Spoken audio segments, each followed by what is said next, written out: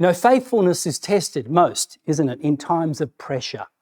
When the world is hostile, indifferent or mocking, it becomes easy to downplay our faith, to try and hide it, to avoid conflict with others.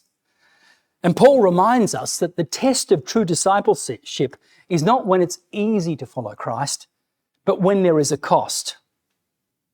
So Paul himself is suffering for the true gospel, but urges Timothy not to shrink back. Don't be ashamed of the testimony of the Lord, nor of me, his prisoner. Chapter 1, verse 8. But be thou partaker of the afflictions of the gospel, according to the power of God. Be bold, share in suffering, stand for the truth. And he further advises Timothy in verse 13, hold fast the form of sound words, which thou hast heard of me in faith and love, which is in Christ Jesus.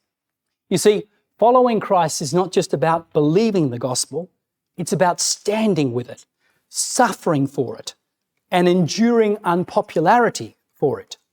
Paul isn't just talking about prison. He's talking about courage under cultural pressure. And so the modern parallel for us is to think, are we bold about our belief in biblical morality? Okay? The Bible's morals, God's morals, when the whole world is against it. It's what we say would be so unpopular and ridiculed by others.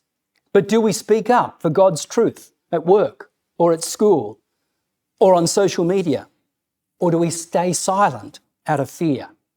And so today, suffering may look like being labelled as intolerant or judgmental, losing friends or opportunities for promotion at work, at school, losing your reputation, having your views ridiculed at work or at school or on social media, if you're trying your best to impress Bible teaching and morals on others.